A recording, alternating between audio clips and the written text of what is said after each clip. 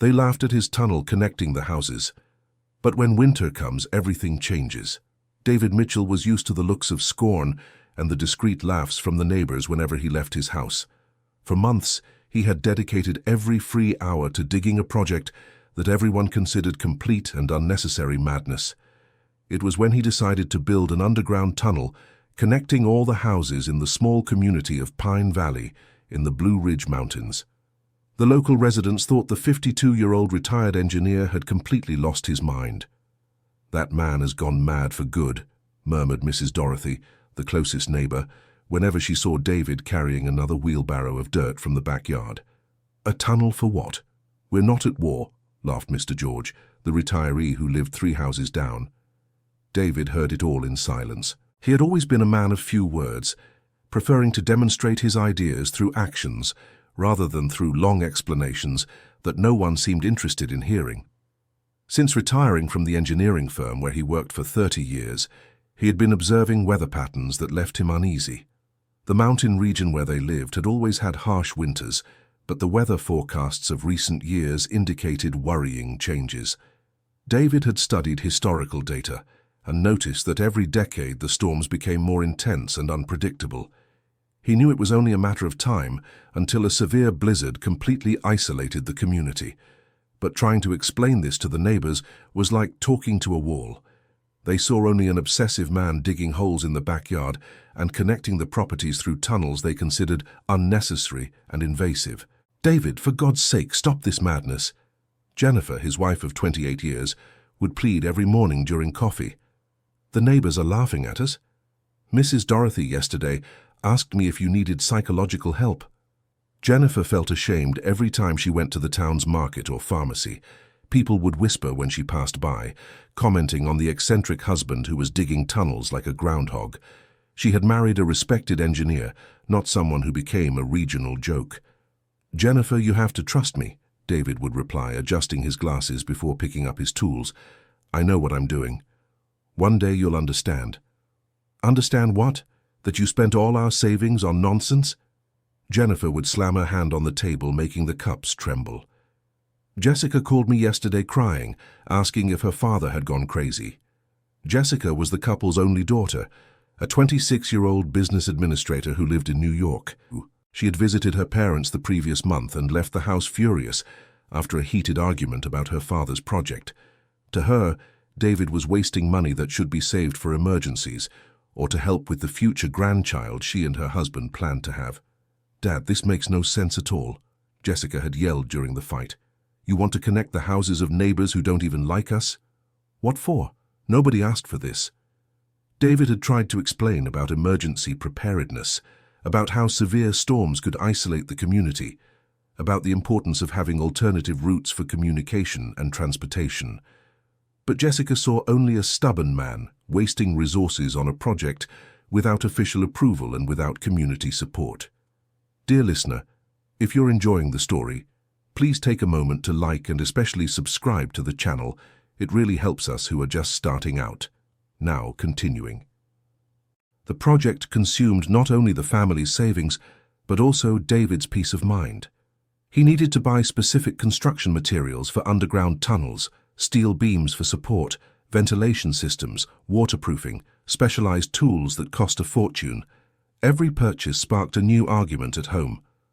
"Where did you get the money to buy more of these tools?" Jennifer would ask, looking at the bills arriving in the mail. "I used the credit card. We'll pay it off in installments later," David would answer without looking his wife in the eye. "David, we're going to go into debt because of this obsession of yours. We can't go on like this anymore." The financial pressure was just one of Jennifer's worries. The real torment was social. Every Thursday she attended the local church's prayer group, and lately the conversations always ended up focusing on David's strange behavior. The women would ask questions with feigned concern, but Jennifer knew that behind them lay malicious curiosity and judgment. "Jennifer, dear, how is David?" asked Mrs. Barbara, the group leader, with a smile that didn't reach her eyes. "We worry about you." "He's fine, thank you," Jennifer would reply curtly, trying to change the subject. "It's just that we see him digging day and night. It seems he never rests. That's not normal, is it?" Jennifer would leave these meetings with a heavy heart and a face flushed with embarrassment.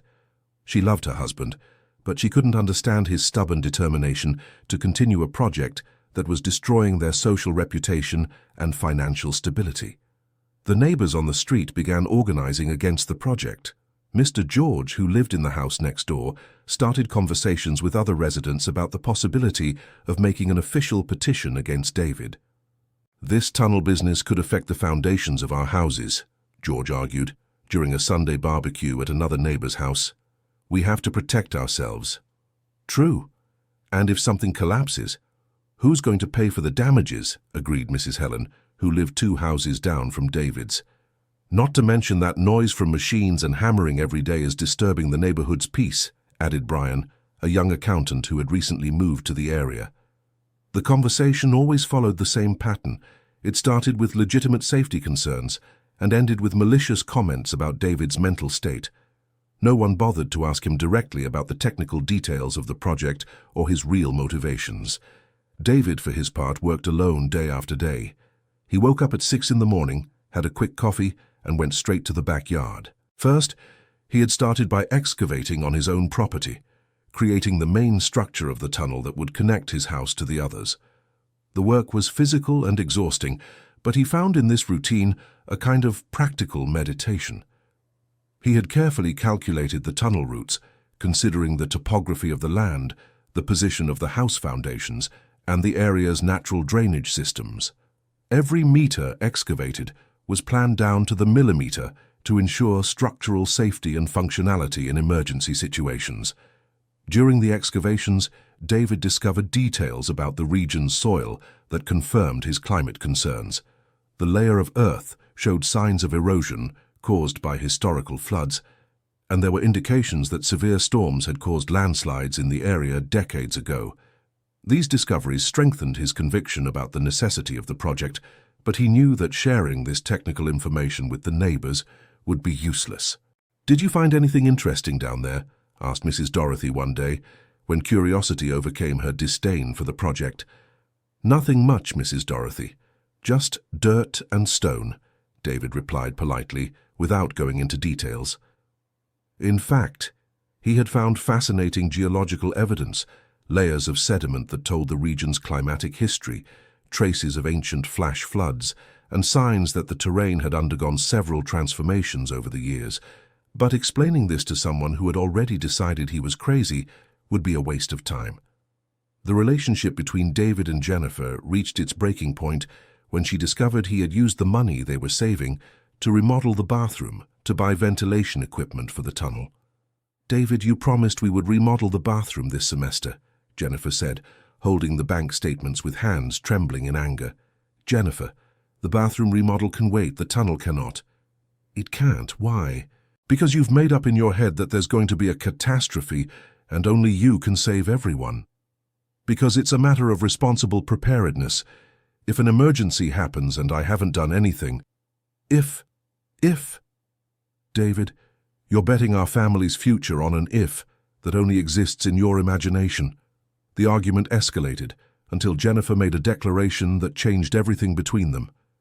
"David, either you stop this madness now or I'm going to my sister's house in Hot Springs. I can't live like this anymore, ashamed to go outside and with no money for anything because of your crazy projects." David stayed silent for a few minutes, processing his wife's ultimatum. He knew Jennifer wasn't bluffing. She was a practical and decisive woman, and when she reached her limit, she kept her promises. "Jennifer, give me 3 more months. If in 3 months I can't show you that this project is worth it, I'll stop everything and we'll sell the house to start over somewhere else." 3 months? "David, in 3 months you'll spend the rest of the money we have.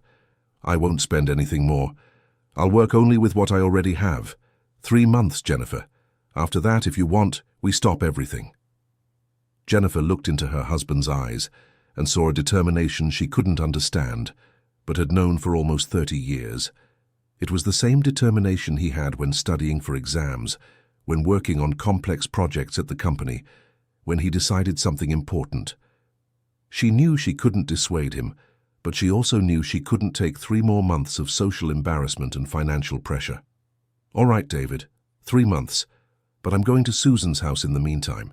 I can't stand hearing the neighbors gossip and watching you kill yourself for a project nobody wants anymore." The next day, Jennifer packed her bags and left for her sister's house. David was left alone with his project, his determination, and a loneliness he hadn't anticipated. Without Jennifer's daily company, the house became too quiet, and the work on the tunnel became his only distraction from the emotional pain of having lost, at least temporarily, the support of the most important person in his life. Jennifer's departure became another topic of gossip in the neighborhood. Now it wasn't just about the crazy man digging tunnels, but about the crazy man who had driven his own wife from their home because of his obsession. "Did you hear Jennifer left?" commented Mrs. Helen at Mrs. Barbara's gate. "Poor thing. Married to a man like that, what woman can take it?" replied Barbara, shaking her head in false compassion. "There's a limit to everything, right? Spending all the family's money on such nonsense." David overheard these comments when he went to get the mail or out to buy groceries, but pretended not to hear. His strategy was to keep his head down and keep working. He knew words wouldn't convince anyone. Only concrete results could change opinions. During the first week alone, David established a new routine. He was waking up even earlier, at 5:30, and working in the tunnel until 9 at night, stopping only to eat quickly. Without Jennifer to cook, he survived mostly on sandwiches and canned food, losing weight rapidly. The solitary work had both positive and negative aspects. On one hand, he could work without interruptions and at his own pace. On the other hand, he had no one to share small victories with or to motivate him during moments of physical exhaustion. It was during this phase that David received an unexpected visit that would completely change the community's perception of his project. Dr. Richard Thompson, a structural engineer hired by the neighbors to assess the possible risks of the tunnel, arrived on a rainy Tuesday with measuring equipment and an initially skeptical attitude. "Good morning, Mr. David. I'm Dr. Richard Thompson, a structural engineer. The residents on the street hired me to do a technical assessment of your project." David wiped his dirt-covered hands on his pants and greeted the engineer politely, but without much enthusiasm. "Doctor, you can assess whatever you want. I have nothing to hide." Dr. Richard spent 3 hours examining every detail of the construction. He measured depths, analyzed materials, checked support systems, tested the air quality in the completed tunnels, and reviewed all the structural calculations David had noted in organized notebooks. "Mr. David, may I ask some technical questions?" "Of course, Doctor. How did you calculate the load-bearing capacity of the support beams considering the soil type in this region?" David answered with technical precision, citing engineering standards, safety coefficients, and adaptations he had made for the specific characteristics of the local terrain. Dr. Richard was impressed with the level of technical knowledge and attention to detail. "And about ventilation? How are you solving the air circulation?" David took the engineer to see the ventilation system he had designed, ducts connected to the surface with silent fans that ensured constant air renewal. He explained how he had calculated the necessary airflow to maintain a healthy environment, even if several people needed to use the tunnels simultaneously. Dr. Richard continued asking increasingly specific questions, and David answered them all competently and confidently. After 4 hours of detailed evaluation, Dr. Richard made a statement none of the neighbors expected to hear. "Mr. David, I need to admit something. When the neighbors hired me, I came here expecting to find an amateurish and dangerous project, but what I see is an extremely competent and well-executed piece of engineering." "Thank you, Doctor. It's not just competent, it's visionary. You've created a tunnel system that could serve as a model for communities in climate-risk regions. The structure is properly sized, the materials are adequate, and the ventilation system is even better than what I'd see in many commercial projects." David felt a deep satisfaction upon hearing these words from a qualified professional, but kept his reaction discreet. "Doctor, may I ask what your report to the neighbors will be?" "I'll be honest. I'm going to say there are technically no problems with your project. In fact, I'm going to suggest they consider the possibility of collaborating, because if there's ever a serious climate emergency in this region, this tunnel could save lives." When Dr. Richard presented his report to the neighbors a week later, The reaction was one of surprise and confusion. They had hired an expert expecting him to confirm their suspicions that David was building something dangerous and poorly planned. "What do you mean the project is well done?" questioned Mr. George during the meeting at Mrs. Barbara's house. "What I assessed is that Mr. David demonstrates solid technical knowledge and is following appropriate safety standards," explained Dr. Richard. "The project does not pose structural risks to the neighboring houses. But, Doctor, one thing is not having a risk, another is it being necessary," argued Mrs. Helen. "Why would anyone do something like that?" "Well, considering climate change and the history of severe storms in this mountain region, a system of underground tunnels could be extremely useful in emergency situations." The meeting ended without consensus. One part of the neighbors remained skeptical, but another part began to look at David's project with curiosity instead of disdain. The positive assessment from a specialist had created the first crack in the wall of community resistance. Mrs. Dorothy, who had always been one of the most critical, sought out David a few days after the meeting. "Mr. David, can I talk for a minute?" "Of course, Mrs. Dorothy. Would you like to come in?" "No need, it's quick. It's just that, after what the engineer said, I've been thinking, do you really believe a serious storm could happen around here?" David looked at her attentively. It was the first time in months that someone from the neighborhood had asked a serious question about the project instead of just criticizing. "Mrs. Dorothy, I hope nothing ever happens, but if it does, we'll be prepared. It's just that my granddaughter lives with me now, you know. Emily, she's 7. If there were a serious problem, I don't know how I'd protect her alone. Mrs. Dorothy, if you ever need to, you can use the tunnel. I built it thinking of the whole community, not just my family." This conversation marked a subtle shift in the neighborhood's dynamic.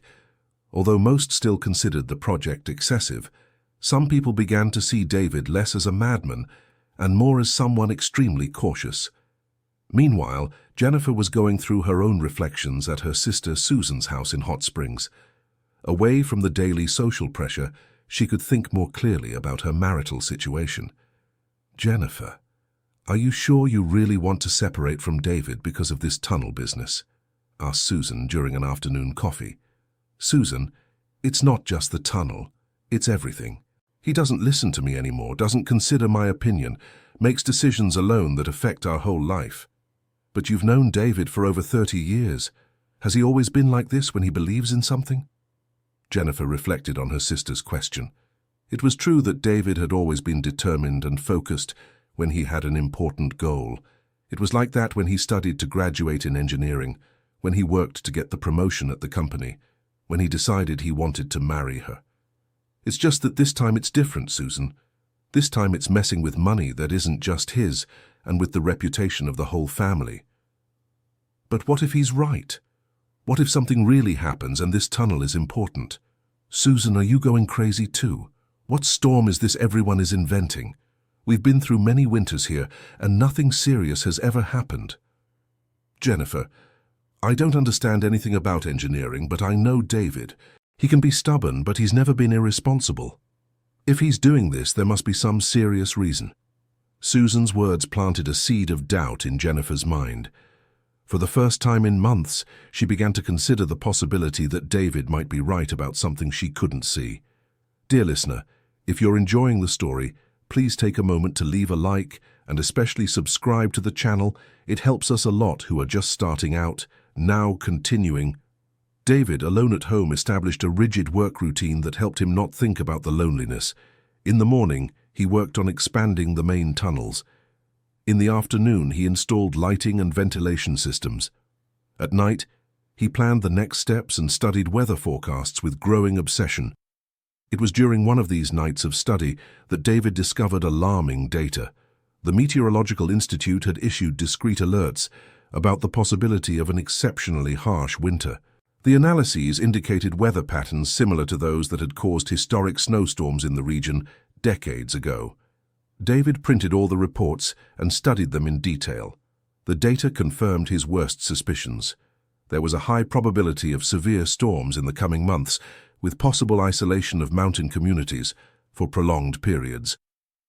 Armed with this information, David intensified his work even further. He knew he had little time to complete the essential connections of the tunnel system. He began working on Sundays as well, and extended his hours until 10 at night. The change in work intensity did not go unnoticed by the neighbors. Mrs. Dorothy, who now watched David with curiosity instead of disdain, noticed that he seemed even more determined and urgent. "Mr. David, may I ask you a question?" she said one Sunday morning, finding him in the yard before even 7 o'clock. "Of course, Mrs. Dorothy. Did you discover something new? It's just that you seem to be in more of a hurry now." David hesitated.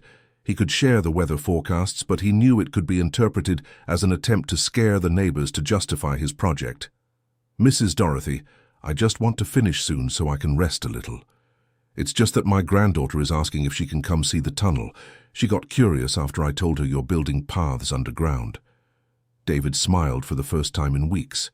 A child's innocence was a relief from the adult tensions surrounding him. "Of course, Mrs. Dorothy. You can bring her any day. Just let me know beforehand so I can make sure everything is safe."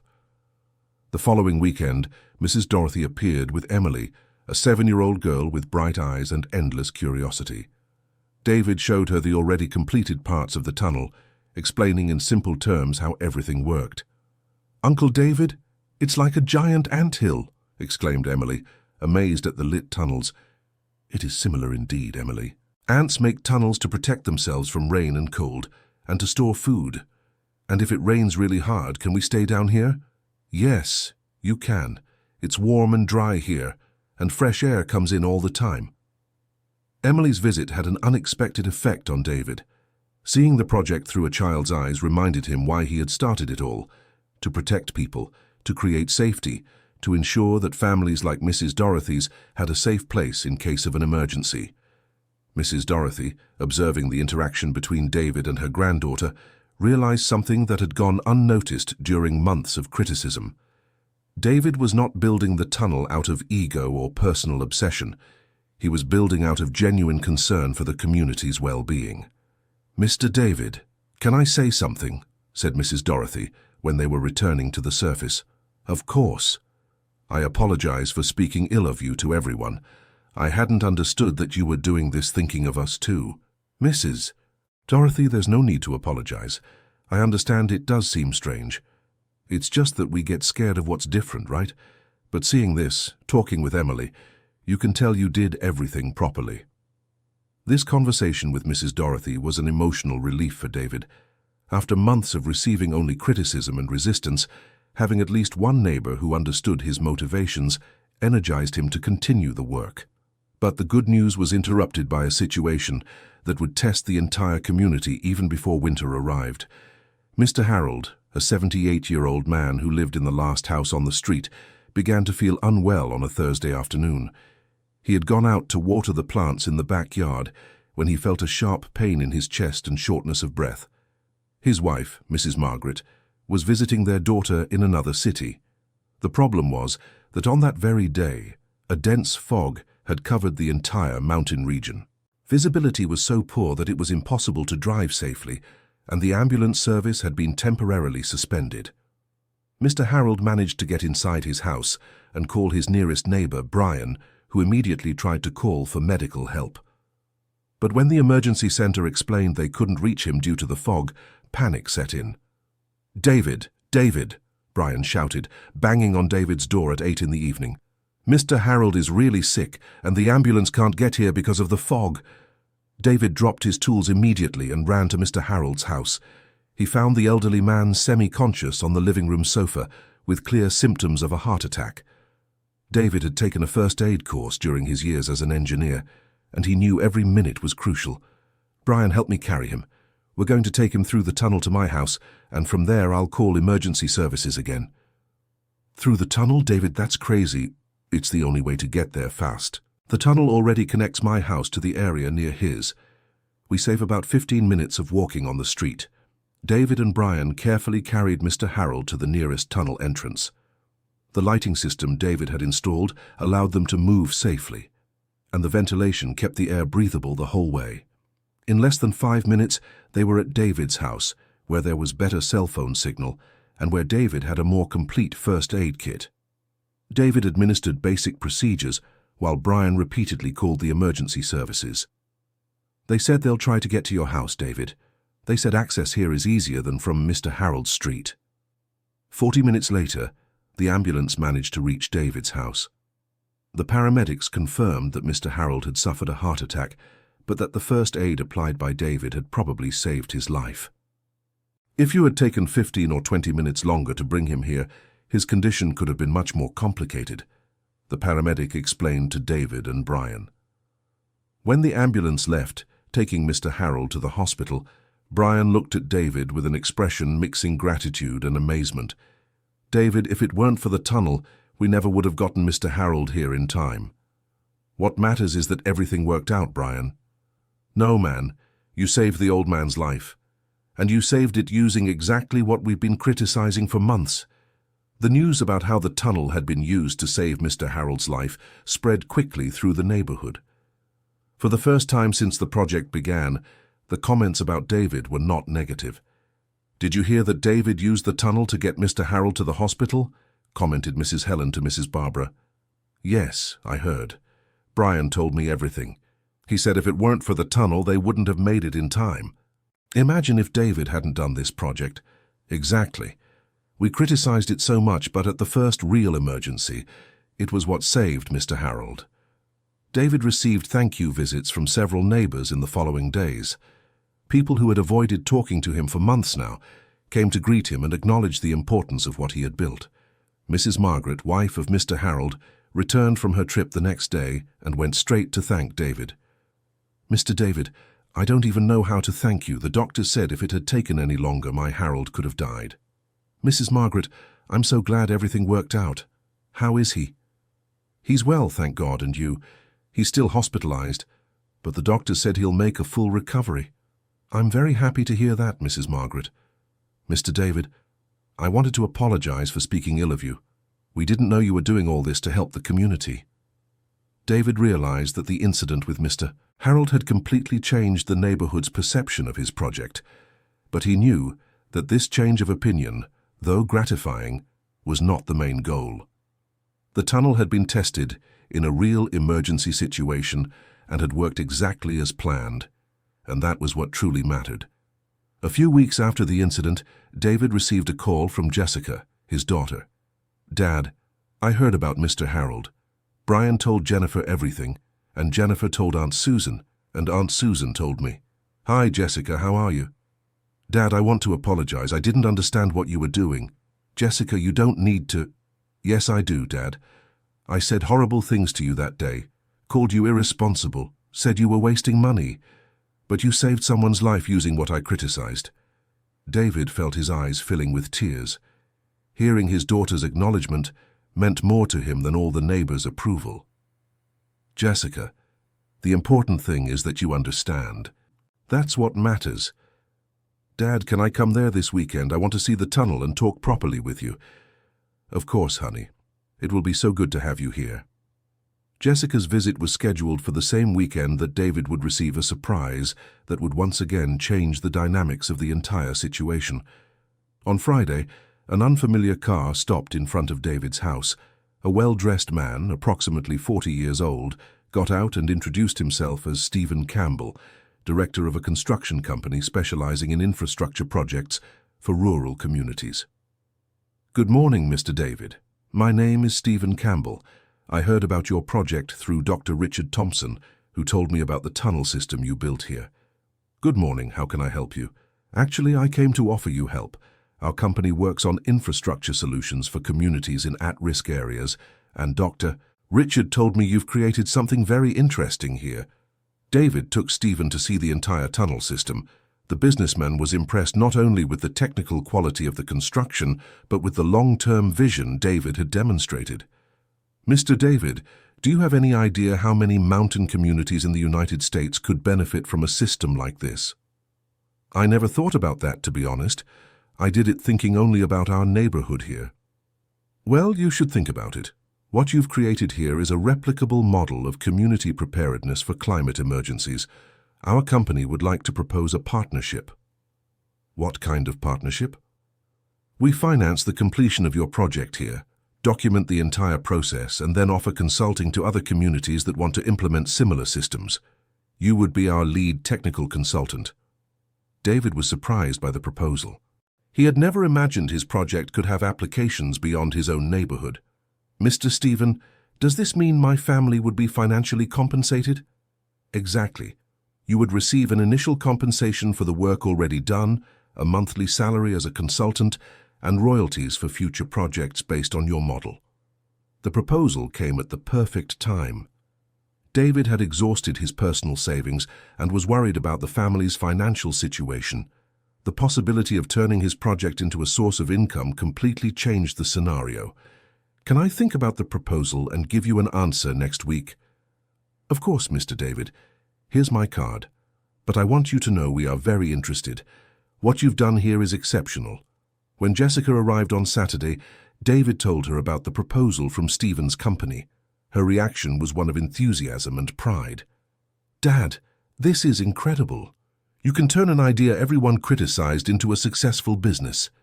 "Jessica, before making any decision, I need to talk to your mother. If I accept this proposal, she needs to agree." "Dad, why don't we call her now?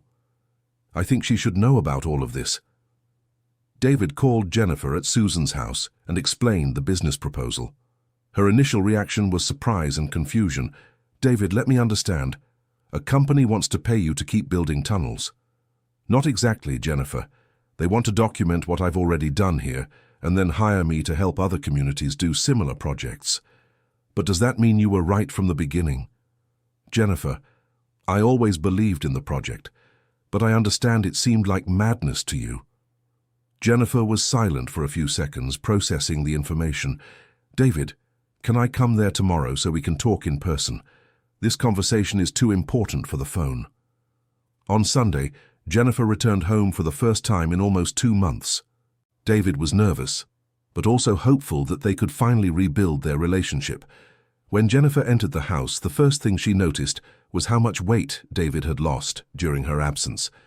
She felt guilty for leaving him alone during such a difficult time. "David, are you okay? You've lost a lot of weight." "Jennifer, I'm fine. It's just that I've been working a lot and sometimes forget to eat properly." Jennifer asked to see the entire tunnel project. David gave her a complete tour, explaining every detail, every system, every safety precaution. For the first time, Jennifer was able to see the project not as her husband's crazy obsession, but as serious engineering work. "David, this is impressive. Why did you never show it to me like this before?" "Jennifer, I tried to explain many times, but you always said you didn't want to hear about the tunnel." "That's true. I was so worried about what other people thought that I never stopped to try to understand what you were doing." The conversation between them lasted all afternoon. Jennifer asked questions about technical aspects, motivations, future plans. David answered patiently, happy to finally have the chance to share his knowledge and expectations with his wife. "David, about this company proposal. Do you want to accept it?" "Jennifer, only if you agree. If you're not comfortable with it, we can sell everything and start over somewhere else, as you had suggested." "No, David, I think you should accept. You worked so hard to get here, and now you have a chance to be recognized and compensated for your work." "So you're coming back home?" "David, I want to come back, but I want us to talk about a few things first." "What things?"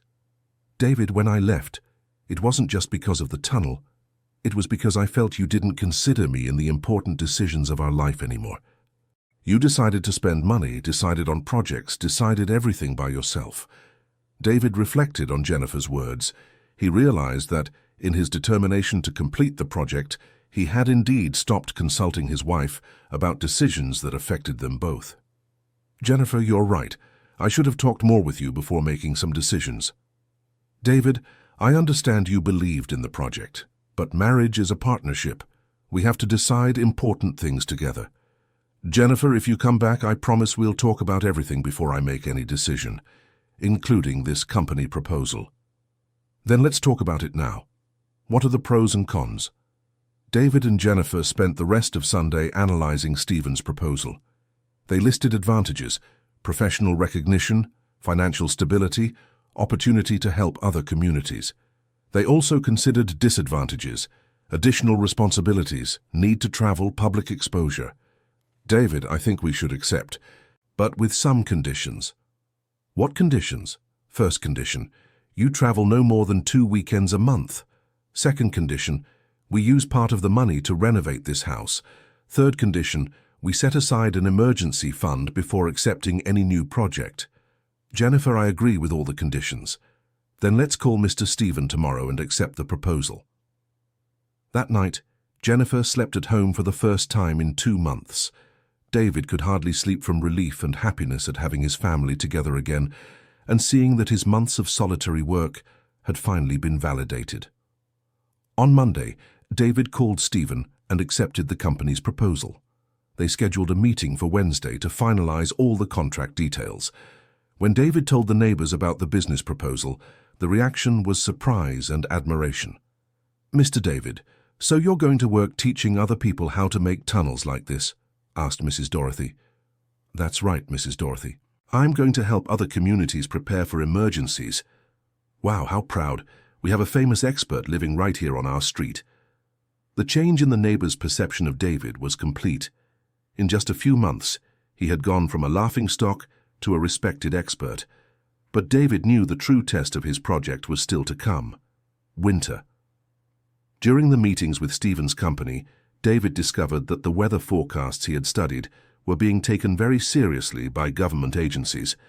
There was a high probability of severe snowstorms during the winter, and several mountain communities were being advised to prepare for possible temporary isolation. "Mr. David, you were very visionary to start this project when you did," commented Stephen during one of the meetings. "The forecasts indicate this winter could be one of the harshest in the last 50 years. "That's why I intensified the work so much in recent months," replied David. "I felt we had little time, and now, is the system complete?" "It's about 90% complete. In the next 2 weeks, I'll finish the last connections and install the emergency equipment." David dedicated the following 2 weeks to finalizing all the details of the system. He installed electric heaters powered by a dedicated generator, stores of drinking water, a complete first aid kit, a radio communication system, and even a small recreation area in case children needed to use the tunnel for long periods. Jennifer actively participated in finishing the project, helping to organize supplies and testing all the safety systems. She discovered she had organizational skills that perfectly complemented David's technical abilities. "David, I think we should make some kind of user manual for the tunnel for the neighbors," suggested Jennifer. "Good idea, Jennifer. That way everyone knows how everything works in case of an emergency." They created a simple illustrated guide explaining how to use each system in the tunnel, where the emergency exits were located, how to operate the heaters, and how to communicate with the outside. They distributed copies to every family in the neighborhood. The distribution of the manual created an atmosphere of anticipation and preparation in the community. For the first time, neighbors were talking about the tunnel not as a curiosity, but as a real safety resource. "Jennifer, do you think we'll really need to use all this?" asked Mrs. Barbara during a chat at the gate. "I hope not, Mrs. Barbara, but if we do, at least we're prepared." "That's true. Better to have it and not need it than to need it and not have it." Dear listener, if you're enjoying the story, please take a moment to like and especially subscribe to the channel. It really helps us who are just starting out. Now continuing.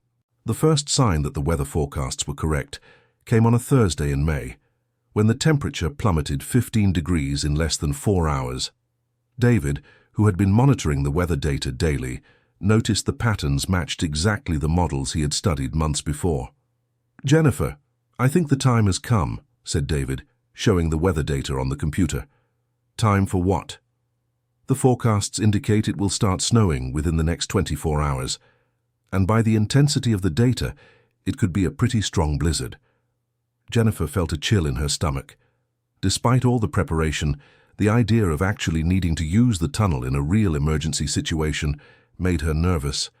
"David, are you sure everything will work properly?" "Jennifer, we tested every system multiple times. Everything is working perfectly." "And the neighbors? Do they know it might start snowing?" I'll go by the houses this afternoon to warn everyone and remind them where the tunnel entrances are.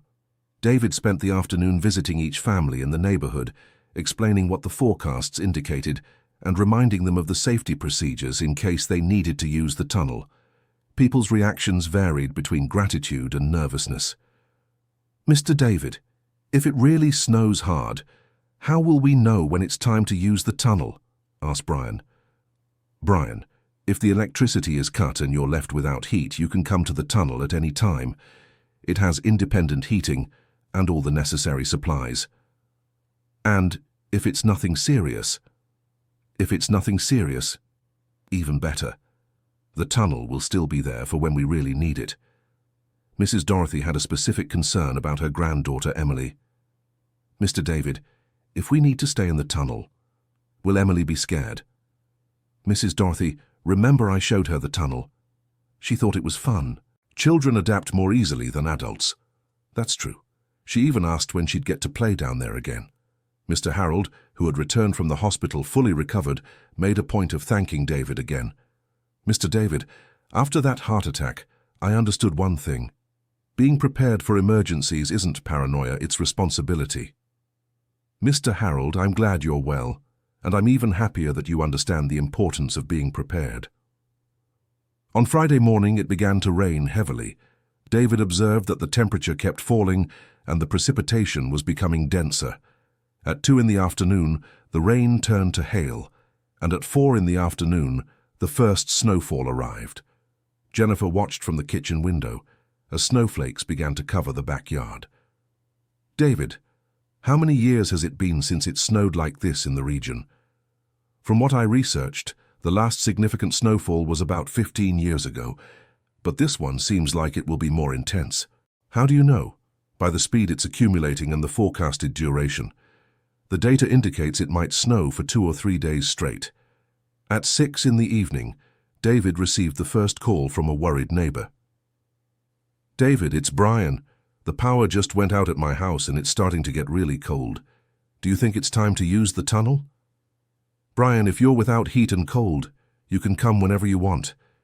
The entrance closest to your house is through Mr. George's backyard." "Did Mr. George agree?" "I spoke with him yesterday.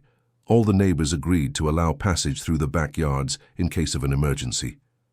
At 7 in the evening, Brian and his wife Rachel were the first to use the tunnel to seek shelter in David's house. They arrived impressed with the system's efficiency. "David, it's warm and well lit down here," exclaimed Rachel. "It's much better than I imagined. Rachel, the heating is working perfectly, the ventilation is renewing the air, and there's radio communication with the outside." Jennifer welcomed the neighbors with hot coffee and extra blankets. She had prepared the living room to function as a common shelter area, with improvised mattresses and organized spaces for several people. At 8 o'clock, Mrs. Dorothy appeared with Emily. The girl was excited about the adventure of using the tunnel during a real snowfall. "Grandma, it's just like the anthill Uncle David showed us," said Emily, exploring the tunnel with childlike curiosity. "It really is, dear. And here we are protected from the cold outside." During the night, more neighbors arrived. Mrs. Helen with her 2 pet cats, Mr. George and Mrs. Barbara, and finally Mr. Harold with Mrs. Margaret. David's house became the community shelter center. Jennifer discovered she had a natural talent for coordinating group situations. She organized shifts to prepare food, distributed blankets and pillows, and created activities to keep everyone busy and calm. "Jennifer, you have a knack for this," commented Mrs. Barbara, observing how Jennifer managed the situation with efficiency and care. "It's just that taking care of people is something that makes me feel at ease," replied Jennifer. "It feels good to be useful." David constantly monitored the external conditions through the communication system. The information coming in over the radio confirmed that the blizzard was affecting the entire mountain region, isolating several communities. "David, what news are you getting?" asked Mr. George. "The main roads are impassable. Several mountain towns are without electricity. Emergency services are focusing on the most serious situations." "You mean we're going to be isolated for a few days?" "Probably yes, Mr. George, but we are prepared for this." On the first night in the shelter, people were tense and worried, but David and Jennifer made an effort to create a welcoming and safe environment. They improvised card games, told stories, and kept conversations lively to distract everyone from the cold and uncertainty outside. Emily adapted quickly to the situation and became a sort of group mascot, asking curious questions about the tunnel and playing with Mrs. Helen's cats. "Uncle David, if it snowed forever, could we live down here?" asked Emily. "Emily, we can stay here as long as we need to. But soon the snow will stop and everyone will be able to go back to their homes. But I liked it here. It's like a big house where everyone is family." Emily's innocent words deeply touched all the adults present. For the first time in years, those neighbors were living together intimately, sharing fears, hopes, and personal stories. During the second night, when the snowfall continued intensely, the conversations deepened. Mrs. Dorothy talked about the difficulty of raising a granddaughter alone after losing her son in an accident. Mr. Harold spoke about the fear he felt during the heart attack and how it changed his perspective on life and death. Brian and Rachel revealed they were facing financial difficulties and considering moving away from the area. "You know," said Mrs. Barbara in a nighttime conversation, "in 30 years living on this street, this is the first time I've really gotten to know all my neighbors." "It's true," agreed Mr. George. "We live close by but live separately. It takes a situation like this for us to really get to know each other." David observed these interactions with deep satisfaction. The tunnel was fulfilling its technical function of protection against the elements, but it was also creating something he hadn't anticipated, a real sense of community among people who were once just distant neighbors. Jennifer was experiencing a personal transformation. She discovered that coordinating the group's well-being made her feel fulfilled in a way she hadn't experienced in years. She organized shared meals, mediated small conflicts, and created activities that kept morale high. "Jennifer, you should consider working in community coordination," suggested Rachel during a conversation in the kitchen. "I never thought about that, Rachel, but I confess I feel good taking care of everyone." "You have a natural gift. Look at how safe and welcome everyone feels here." On the third morning, David received word over the radio that the snowstorms were decreasing in intensity and that cleanup crews would begin working on the main roads by the end of the day. "Everyone, it looks like the worst is over," David announced to the group. "The forecasts indicate that by tomorrow the roads should be cleared." The group's reaction was mixed, relief to know the situation was normalizing, but also a strange nostalgia for the community experience they had shared over the past few days. "I'm going to miss this," admitted Emily. "It was like we were one big family." "Emily, we can keep being one big family even after everyone goes back to their own homes," replied Mrs. Dorothy. "How, Grandma?" "We can get together more often. We can help each other when someone needs it. We can keep being real friends." During the last afternoon in the shelter, the group organized a kind of celebration. Jennifer prepared a special meal with the remaining supplies, and everyone shared stories about what they had learned during those days. "David," said Mr. George, "I want to publicly apologize for what I said about your project. You were not only right about the need for preparedness, but you gave us something much more valuable than protection from the cold." "What was that, Mr. George?" "You gave us the opportunity to discover that we are more than neighbors. We are a real community." Brian agreed with Mr. George's words. "David, in 3 days here in the tunnel, I learned more about my neighbors than in 5 years living on this street. That is priceless." Jennifer felt moved hearing these testimonials. She realized the initial resistance to David's project hadn't just been about money or social opinion. It had been about fear of the unknown and the difficulty of accepting change. "David," said Jennifer in front of everyone, "I want to ask for your forgiveness for having doubted you. You didn't just build a tunnel. You built a way to unite our community." The next morning, the roads were cleared, and each family could return to their homes. But something fundamental had changed in the neighborhood's dynamic. People didn't go back to being strangers to one another. Mrs. Dorothy organized a community dinner the following week to continue the friendships that had formed during the days in the shelter. Brian and Rachel decided not to move away from the area, now feeling part of a welcoming community. Mr. Harold started taking morning walks with other neighbors, creating an informal mutual support group for older people. Stephen, from the construction company, visited David a week after the snowstorm ended to document how the system had worked in practice. Mr. David, from the reports I received, the tunnel worked perfectly during the emergency, said Stephen, reviewing his notes. It did, Mr. Stephen, but the most interesting thing was that it created something I hadn't planned. What was that? It created a real community. People met each other, helped each other, formed bonds that will last a long time. Stephen was impressed with this social aspect of the project. That's fantastic, Mr. David. It means your model isn't just about physical infrastructure, but also about social infrastructure. Exactly, and that makes the project even more valuable for other communities. Stephen asked to interview some of the neighbors about their experience during the snowstorm.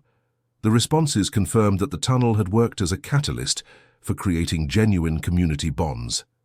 After all those days together, we became an extended family, explained Mrs. Dorothy to Stephen. Now we help each other with everything: shopping, small repairs, childcare. And how has that changed your lives? It changed because now we don't feel alone. You know there's always someone nearby if you need them. Jessica, who had followed the whole situation from afar, decided to move back to the region to be closer to her parents and participate in David's business project. Dad, I want to work with you on this company, announced Jessica during a visit. Honey, are you sure? It will mean leaving your job in New York. Dad, my job in New York is just a job. This here is a legacy. I want to help expand this model to other communities.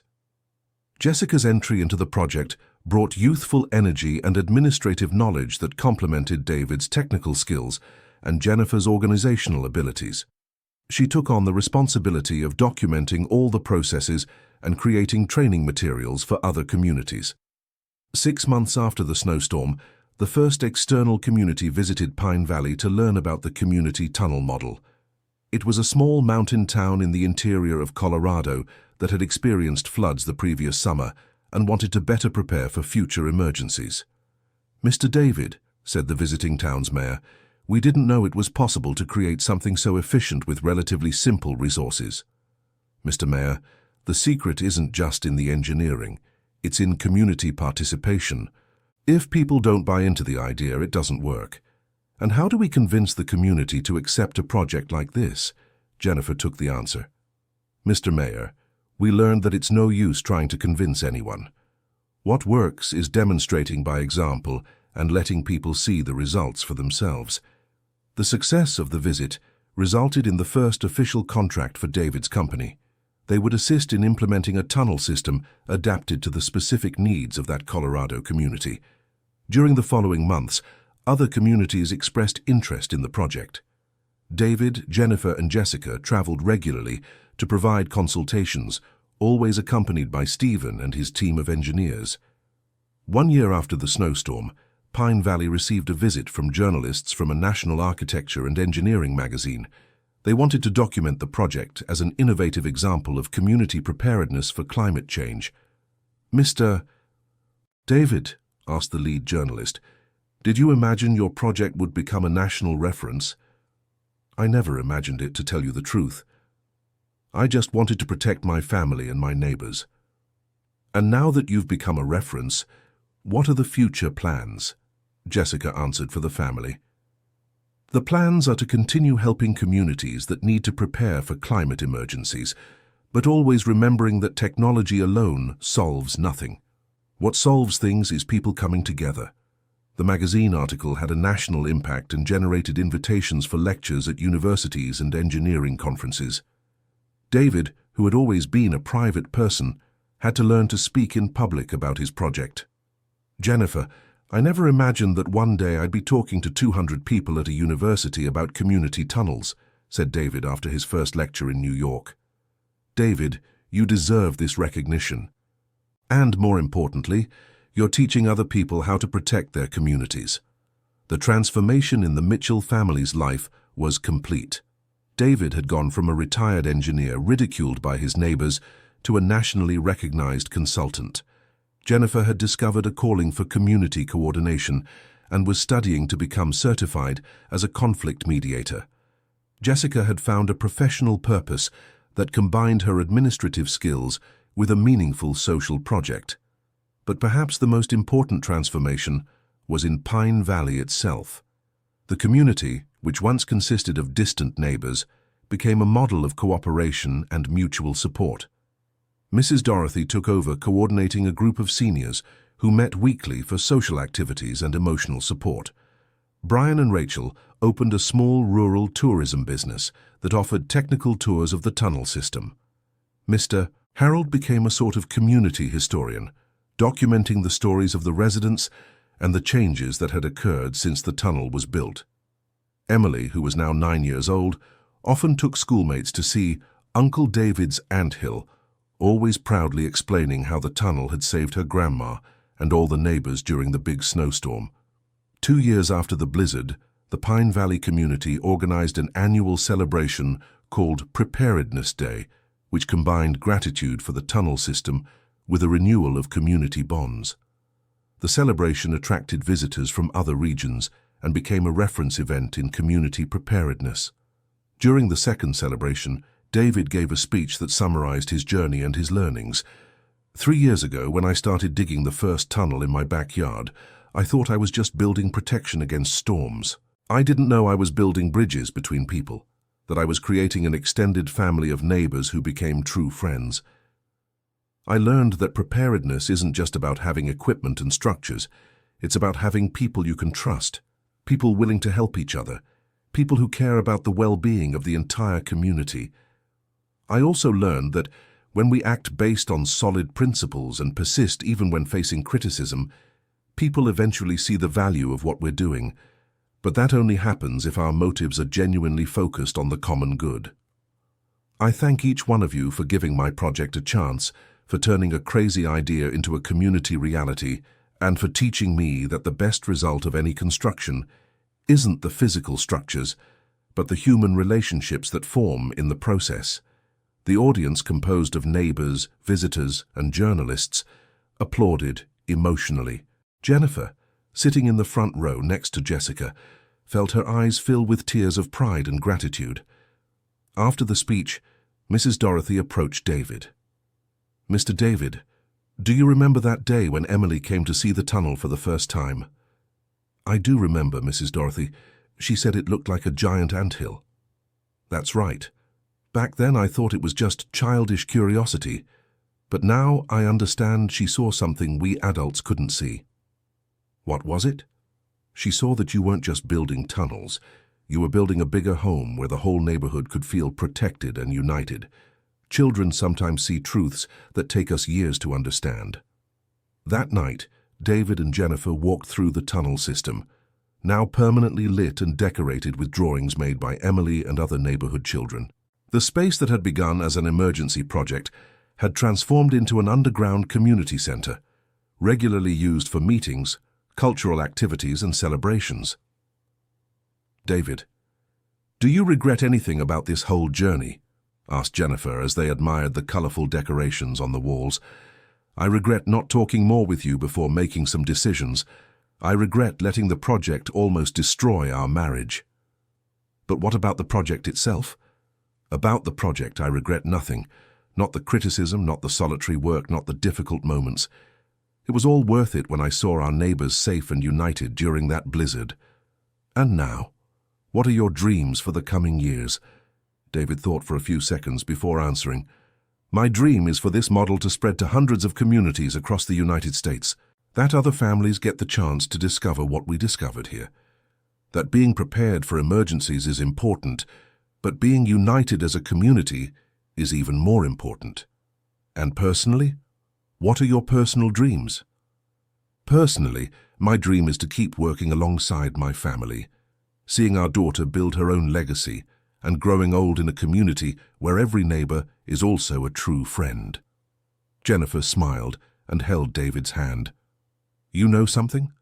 3 years ago, I thought you had gone crazy. Today, I know you were the most sensible of all of us. You saw possibilities where everyone else saw only problems." 3 years after the construction of the first tunnel, David had become a national reference in community preparedness for emergencies. His company, now called Ready Communities, had helped implement similar projects in 42 communities across the United States. Jessica had taken over as executive director of the company, allowing David to focus on the technical part he loved most. Jennifer had become an expert in community dynamics and coordinated workshops on cooperation and conflict resolution. The Pine Valley model was documented in 3 technical books, 2 documentaries and a master's thesis. But for David, the greatest success remained the transformation of his own neighborhood. "Dad," said Jessica one Sunday afternoon, as they had lunch in the house that now had a plaque on the door, identifying it as the Community Preparedness Reference Center. "Do you know what the most important part of this whole project was?" "What was it, daughter?" "It was that you proved that an ordinary person with a good idea and a lot of determination can change the life of an entire community. That inspires other people to believe they can make a difference too." David looked out the kitchen window, where he could see children playing in the yard, Mrs. Dorothy watering her flowers, and Mr. George talking animatedly with Brian about a new community garden project. "Jessica, you know what I think the real lesson of this whole story is?" "What, Dad?" "It's that you never know which seemingly crazy idea can turn into something that changes lives. That's why it's important to have the courage to follow our instincts when we feel we're doing the right thing, even if no one understands at first." That afternoon, David received a call from a fishing community on the northeastern coast that wanted to implement a system of underground shelters for hurricane protection. It was the most challenging project the company had received so far, requiring complex technical adaptations for a coastal environment. "Jennifer, what do you think? Do you accept another challenge?" asked David after explaining the proposal. "David, if there's one thing I've learned in these last few years, it's that when we work with love and purpose, no challenge is too great. So, shall we embark on another adventure?" "Yes, let's. And this time, let's plan everything together from day one." The following night, David, Jennifer, and Jessica gathered around the kitchen table to study maps, climate data, and technical specifications for the new project. It was a scene that repeated regularly. The Mitchell family united around a mission to help communities prepare for emergencies, and in the process, become closer themselves. "Daddy," said Jessica, looking at the coastal region maps, "imagine how many families could benefit if we managed to adapt our model to this different reality." "I can imagine, sweetheart, and imagine how many communities spread across the United States might need similar solutions without even knowing they exist." Jennifer watched David and Jessica's excitement over the new technical challenges and felt a deep gratitude for the journey they had traveled together. "You know," said Jennifer, interrupting the technical discussion, "I was thinking about something today." "What is it, Mum?" "I was thinking about how our life changed completely because of that first hole your father started digging in the backyard. At the time, I thought he was destroying our peace. Now I see he was building our future." David stopped studying the maps and looked at Jennifer affectionately. "Jennifer, you know none of this would have been worth it if I had lost you in the process. But you didn't lose me, David. In fact, you helped me find myself. I discovered abilities I didn't know I had. I found a purpose that fulfills me. I discovered a version of myself I never imagined existed." Jessica smiled, watching her parents. "You know what I find most incredible about this whole story? It started with a man alone digging a tunnel, and now it's become a family working together to help other families. It's as if the project grew organically, creating connections no one planned." At midnight, when they finished studying the first details of the Northeastern project, David went out to check the climate monitoring systems he always kept active. It was a habit he developed after the blizzard, constantly tracking weather conditions to always be prepared. Jennifer accompanied him to the backyard, where there was now a small weather station and signs marking the tunnel entrances. "David, do you still get nervous when you see storm forecasts?" "Not anymore, Jennifer. Now when I see a storm might come, I feel calm. We have structure, we have plans, we have a united community. Being prepared gives peace of mind." "And do you still think about those first months when you worked alone and everyone criticized you?" David looked at the neighborhood houses, all with small lights on at the tunnel entrances, signaling the system was always ready for use. I do, Jennifer. And when I think about those months, I don't feel anger toward the people who criticized. I feel gratitude. Gratitude? Why? Because the criticism forced me to be more careful, more detail-oriented, more determined.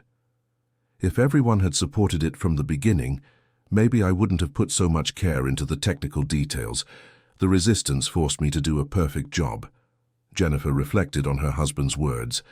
That's an interesting perspective, David. So you're saying even the difficulties contributed to the final success? Exactly. The difficulties taught me patience, persistence, and the importance of focusing on the goal without letting outside opinions distract me from what really matters. At that moment, they heard footsteps approaching. It was Mrs. Dorothy, who had gone out to put trash on the curb and seen the light on in the Mitchells' backyard. Good evening, you two. Everything okay over there? Good evening, Mrs. Dorothy. Just doing the routine equipment check, replied David. Mr. David, can I ask a question I'm always wondering about? Of course, Mrs. Dorothy. How did you know it was all going to work out? Even when everyone doubted you, you kept working as if you were absolutely certain. David smiled, remembering the moments of doubt he had faced in private. Mrs. Dorothy, to tell you the truth, I wasn't absolutely certain. There were times I doubted myself, but I had conviction. What's the difference? Certainty is when you know something will work out. Conviction is when you believe it's worth trying, even without guarantees. And when you have true conviction, you persist even when facing difficulties. And where does that conviction come from? Jennifer answered the question. Mrs. Dorothy, I think it comes from love. David built all of this because he loves our family and our community. When you act out of genuine love, you find the strength to overcome any obstacle. Mrs. Dorothy nodded, understanding. That's true. You can feel when someone is doing something out of love or just self-interest. That's why after a while, everyone started to support Mr. David's project. The three of them stayed for a few minutes in contemplative silence, watching the stars and listening to the night sounds of the mountain. Mr. David, said Mrs. Dorothy, Emily asked me to ask if she can bring her school class to see the tunnel next week. Of course she can, Mrs. Dorothy. It will be a pleasure to welcome the children. It's just that she's doing a school project on people who changed their community, and she chose you as her example. David was moved by the information. She chose me? She did. She said you're a real hero because you saved everyone without using superpowers, just using intelligence and hard work. After Mrs. Dorothy said goodbye and went back home, David and Jennifer remained in the backyard for a few more minutes. Jennifer, do you think we managed to create something truly important here? David, we created more than something important. We created a legacy. 20 years from now, when other communities are using models based on our project, when other families are safe during emergencies, part of all that will have started here with you digging that first hole. And you don't regret going through all those difficult months? Jennifer held David's arm. David, those difficult months taught me things about myself, about you, and about the power of determination that I never would have learned any other way. If I could go back in time, I would change some things I said, but I wouldn't change the essence of our journey. What would you change? I would have tried to understand more and judge less. I would have asked more questions and made fewer criticisms. But in the end, I think even the mistakes were important for us to get where we are. David took one last look at the tunnel entrances, all marked and ready for use in any future emergency. Jennifer, do you know what my greatest achievement in all of this is? What is it?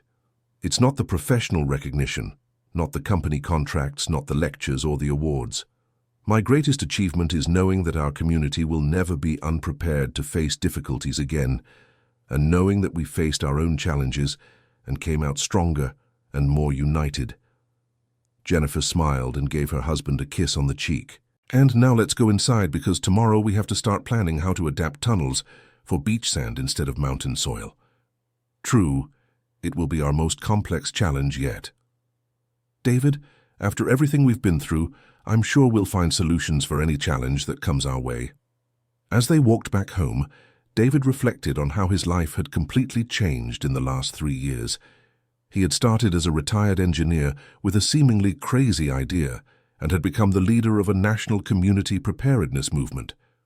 But more important than any professional achievement was the certainty that he had built something lasting, a more united family, a stronger community, and a replicable model that could benefit thousands of others across the country. The next morning, David woke up early as usual and went to check the tunnel systems. It was part of his morning routine, but now not out of nervousness or obsession, but out of serene responsibility. As he walked through the illuminated tunnels, decorated with children's drawings and equipped with all the resources necessary for emergencies, David felt a deep satisfaction. It wasn't arrogant pride, but the quiet satisfaction of someone who has fulfilled an important purpose. He stopped in the central area of the tunnel, where there was a small plaque installed by the community with the following words: "Dedicated to David Mitchell, who taught us that preparedness is an act of love, and that united communities weather any storm."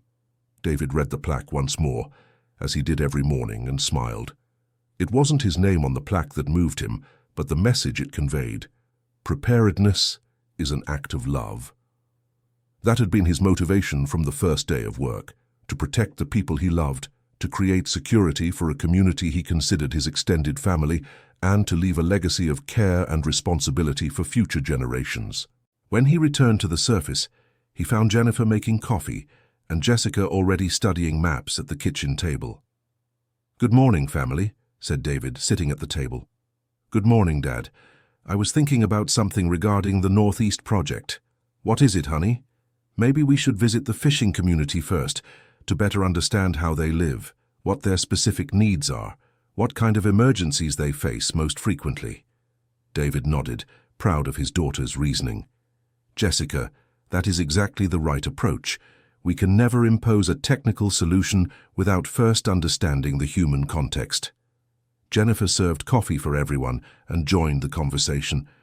"And when do you want to make this visit?" "How about next week?" suggested Jessica. "We could spend a few days there, meet the families, understand the community dynamics, check the geological conditions of the terrain." "Perfect," agreed David. "And this time we take equipment to take measurements of the sandy soil from day one."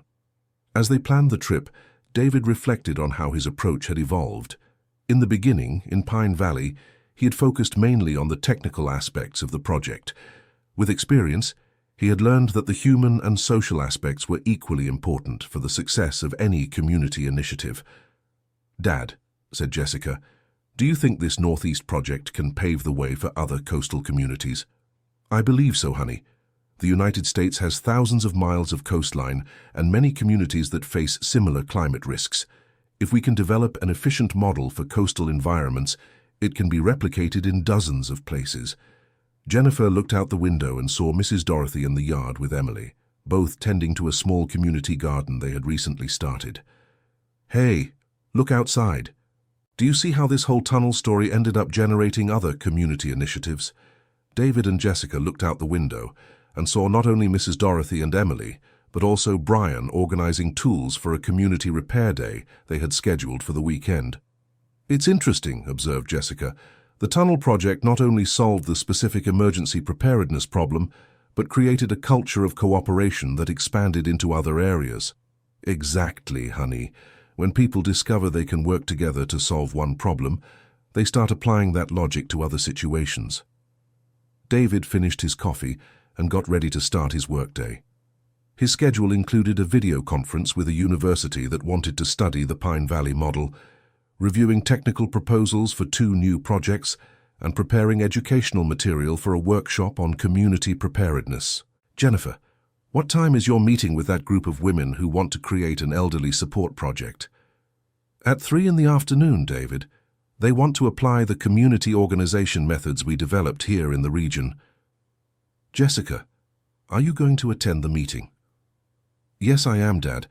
I want to understand how we can adapt our experience for projects that aren't necessarily physical infrastructure."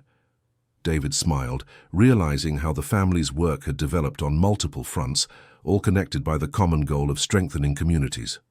During the morning, while working in his improvised office, which used to be a guest room, David received a call from Dr. Richard Thompson, the engineer who had evaluated his project years before. "Good morning, Mr. David. Dr. Richard here." "Dr. Richard, it's good to hear your voice. How are you?" "I'm well, thank you. I'm calling because I have an interesting proposal to make to you." "What kind of proposal?" "The Regional Engineering Council wants to create a certification program for community preparedness projects, and we would like you to coordinate the development of the technical criteria." David was surprised and honored by the invitation. "Dr. Richard, would that mean creating official standards for projects like ours?" "Exactly. Standards for safety, efficiency, sustainability, and community integration. The idea is to ensure that future projects have adequate technical quality and truly meet the needs of communities." "That's a big responsibility, Dr. Richard." "That's why we thought of you, Mr. David. You not only have technical competence, but also practical implementation experience and proven results." David asked for a few days to talk with his family about the proposal. It would be another expansion of his professional activities, but also an opportunity to positively influence national standards for community preparedness. During lunch, David shared the proposal with Jennifer and Jessica. "Dad, that's amazing," exclaimed Jessica. "You can influence how similar projects will be developed across the entire country." Jessica: "It really is an important opportunity, but it's also more responsibility and more time dedicated to work." Jennifer reflected for a few moments before answering. "David, I think you should accept, but on one condition. We organize the work so that you continue to have time for practical projects. I don't want you to become just a bureaucrat who writes regulations with no practical application." "I agree with Mom," said Jessica. "What's important is maintaining the balance between developing official standards and continuing to implement real projects." David nodded, pleased with his family's support. "Then I'll accept the proposal. But I'll make it clear that I want to keep our community projects as a priority." In the afternoon, while Jennifer and Jessica attended the meeting with the women's group, David walked through the neighborhood, observing the changes that had occurred since the beginning of his project. The street now had small community gardens, signs indicating the tunnel system, a bulletin board where residents shared information and offers of mutual aid. There was also a small community library in a little wooden house built by Brian and Mr. George. David found Mr. Harold sitting on a makeshift bench in the small park the neighborhood had created on a vacant lot. "Good afternoon, Mr. Harold. How are you feeling?" "Good afternoon, Mr. David. I'm well, thank God, and the medical care, and very grateful to you, of course." "Mr. Harold, do you remember what our street was like before all this?" Mr. Harold smiled, looking around. "I sure do, Mr. David. It was a street where people barely greeted each other. Everyone kept to themselves, not caring much about their neighbors." "And now?" "Now it feels like a small country town, where everyone knows each other and helps out. My granddaughter comes to visit and is amazed at how close-knit the neighbors are here." "Mr. Harold, do you think these changes happened because of the tunnel, or were they going to happen anyway?" Mr. Harold thought carefully before answering. "Mr. David, I think people always had the potential to be united, but they needed a situation that forced them to really get to know each other. The tunnel created that situation." "How so?" "When we were all together during that blizzard, there was no way to keep our distance. We had to talk, share our fears, tell personal stories. That's when we discovered we're more alike than different." David found Mr. Harold's analysis very insightful. "You mean the tunnel worked as a catalyst for something that already existed?" "Exactly, Mr. David. People already had goodwill, but they didn't have the opportunity to show it. You created that opportunity." The conversation with Mr. Harold gave David a new perspective on his project. Perhaps the most important aspect wasn't the engineering or the emergency preparedness, but creating opportunities for people to discover their capacity for cooperation and mutual care. When he arrived home in the late afternoon, David found Jennifer and Jessica excited about the results of the meeting. "David, you can't imagine how many interesting projects came out of the meeting," said Jennifer. "What kinds of projects?" "One group wants to create a support network for elderly caregivers. Another wants to organize adult literacy classes. There's also a proposal for small home repair workshops for women." Jessica added, Dad, the most interesting thing is that all these initiatives are following the logic we developed here. Identify a community need, plan a practical solution, and implement it with the participation of everyone involved. And are you going to support these projects? We'll offer consulting on community organization, replied Jennifer. But the idea is for each group to develop the autonomy to run their own projects. David felt proud to see how the model they had developed was inspiring other local initiatives. Jessica, do you realize we didn't just create a tunnel or a company? We created a community development methodology. How so, Dad?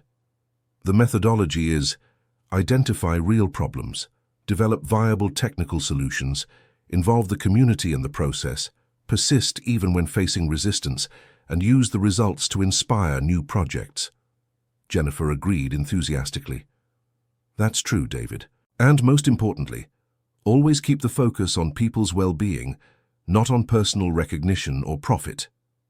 That night, the Mitchell family gathered to plan how to balance all the opportunities that were emerging.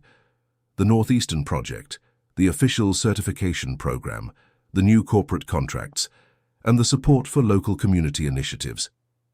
We need to be careful not to take on more than we can do well, observed Jessica. Exactly, dear. Quality is always better than quantity. Jennifer suggested a prioritization strategy. How about we define clear criteria to decide which projects to accept? For example, potential social impact, technical feasibility, and alignment with our values. Good idea, Jennifer. And we also need to ensure we always have time for our own community here.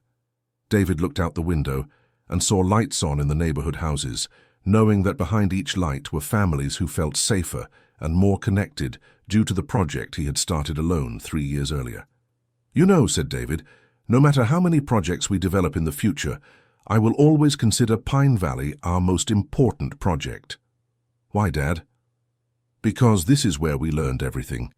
It's here that we discovered how to turn an idea into reality, how to overcome resistance, how to build community.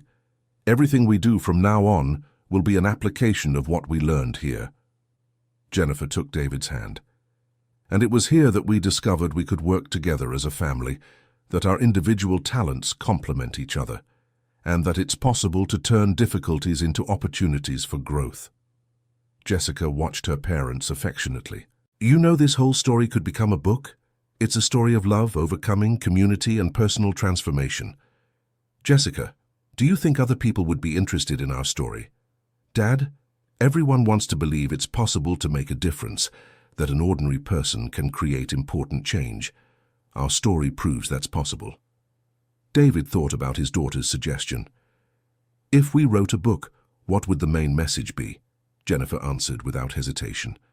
That preparedness is an act of love, and that when we act out of genuine love for the community, we find the strength to overcome any obstacle and create solutions that benefit everyone. And that it's never too late to start an important project, added Jessica. Dad was over 50 when he started all this. David smiled, thinking of all the people who could be inspired by his story to start their own community projects. If we really write this book, I want it to be practical. Not just our story, but also concrete guidance for other people who want to develop similar projects. A book that inspires and guides at the same time, agreed Jennifer. Exactly, because what's important isn't that people admire our story, but that they feel capable of creating their own stories of community transformation. As they discussed the possibility of the book, David thought about how many communities across the United States could benefit from simple, replicable models for emergency preparedness and strengthening social bonds. Do you think we should focus first on finishing the ongoing projects or invest more energy in documenting and disseminating the model? Jessica proposed an integrated approach. Dad, how about we do both things simultaneously? Every new project we implement can be documented in detail, creating material both for the book and for future trainings. Good idea, daughter. That way we don't stop practicing, but we build an archive of experiences and lessons learned. Jennifer raised an important question. And how will we ensure our message isn't distorted, that people understand the focus is on the community, not the individual? By always being clear about our principles, replied David, making it very clear that the goal isn't to create individual heroes, but prepared and united communities. The conversation continued late into the night, with the family planning how to expand their impact without losing the essence of the values that had guided them to that point: cooperation, responsible preparedness, and genuine love for the community. In the end, David summed up his feelings about the journey they had taken and the future challenges awaiting them. Jessica, I want you to know that this whole experience has taught me something fundamental. The best projects aren't those that impress with their technical grandeur, but those that transform human lives in a positive and lasting way. That's what we'll carry into all future projects, promised Jessica. And that's what will be the foundation of everything we write or teach, added Jennifer. David felt profoundly grateful to have a family that shared his values and had grown alongside him during that transformative journey. Now let's go to sleep, said Jennifer, looking at the clock. Tomorrow, we have a lot of work ahead. True, and I want to wake up early to check the systems before the school children arrive. Oh, that's right. I forgot Emily is coming with her class tomorrow, remembered Jessica. It will be interesting to hear what those kids think about the project, observed Jennifer. David smiled, imagining the curious questions and innocent observations the children would have about the tunnel system. You know what I hope these children learn from the visit? What, Dad? I hope they learn that anyone, at any age, can have an idea that improves the life of their community, and that it's worth working hard to turn good ideas into reality. Jennifer kissed David on the cheek. I'm sure they'll learn that, and much more. Children are very observant, and notice when they find a genuine example of dedication and community love. That night, David slept peacefully, knowing he had built something that would last long beyond his own life. Not just the physical tunnel system, but a model of community thinking and action that was spreading and inspiring other people to create their own solutions to the challenges they faced. And for the first time in years, his dreams weren't about storms or emergencies, but about united communities, happy families, and a future where responsible preparedness and mutual care were values shared by people across the country. End of story. Now tell me what you thought of this story. Where are you watching from? If this story moved you or made you reflect on the importance of community unity, leave your comment with sincere words. Do you believe David made the right decisions even while facing so much criticism? We would love to read your opinion on perseverance and community love. Thank you so much for joining us on this exciting journey. Don't forget to leave your like and, most importantly, subscribe to the channel so you don't miss other stories that touch the heart. Your presence here is essential for us to continue sharing narratives that inspire and transform.